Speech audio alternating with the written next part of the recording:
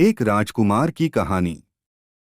यह छोटी सी कहानी एक राज्य की है जिसमें एक राजा रहता था।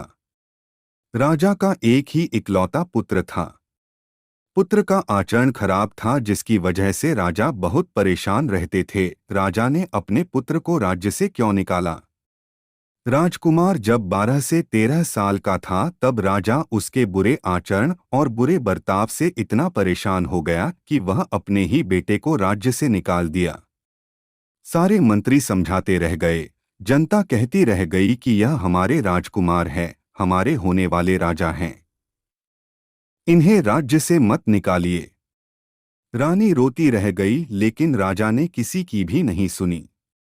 कुछ वर्षों के बाद जब राजा बूढ़ा हो गया तब उसे यह एहसास हुआ कि हाँ, अब उसके राज्य को चलाने के लिए कोई ना कोई तो चाहिए। इसलिए राजा अपनी गलती पर पछतावा करता है।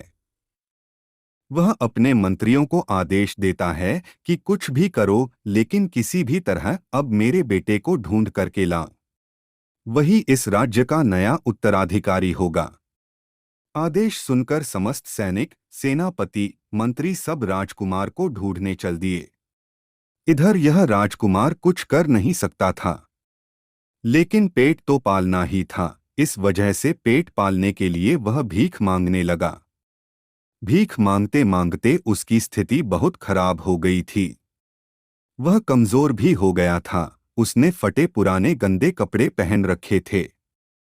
उसकी दाढ़ी बड़ी बड़ी हो गई थी, बाल बड़े बड़े हो गए थे। उसकी याददाश्त कमजोर हो गई थी। एक बार वह एक चौराहे पर भीख मांग रहा था, तभी सेनापतियों की निगाह उस पर पड़ती है। वो जब उसके पास पहुंचे तो मंत्रियों को लगा कि इसको कहीं ना कहीं तो देखा है। शक के तौर पर जब मंत्रियों ने फोटो से मिलान किया गया तब समझ में आता है कि इसकी आंखें तो एकदम राजकुमार के जैसे हैं। तुरंत हाथ की मिट्टी को हटाकर देखा गया तो हाथ में राज चिन्ह था। अब सबको पता चल गया कि यही राजा के पुत्र हैं। सबने इस भिखारी को प्रणाम किया और सारी बात बताई। मंत्रियों ने बताया कि आप हमारे नए होने वाले राजा हैं। अब आप वापस चलिए, राजा ने आपको याद किया है। यह सुनकर वह भिखारी तुरंत उत्तेजित हो गया। उसके शरीर में एक अलग ही ऊर्जा दौड़ने लगी। उसे अब सब कुछ याद आ चुका था। वह सबको पहचानने भी लगा था। उसे अपने राजकुमार होने का एहसास होता है। उसे जैसे ही एहसास होता है और तुरंत आदेश देता है, सबसे पहले मुझे स्नान कराया जाए। पल भर में सारा सीन बदल गया। वह पल भर में भिखारी से राजा बन गया। उसे एहसास हो गया कि वह भीख मांगने के लिए नहीं बना, वह अब राज करने के लिए पैदा हुआ है। अब राजकुमार को बड़े धूमधाम के साथ राज्य में लाया गया और नया राजा बनाया गया। अब देखो कि समय की मार ऐसी कि इसका जो बुरा आचरण था वह भी अब सुधर चुका था। वह अच्छे राजा की भांति बढ़िया से राज करने लगा। अगर देखा जाए तो यह कहानी उस राजा के साथ साथ हमारी भी है। हम सब सारी जिंदगी भीख ही तो मांगते रहते हैं।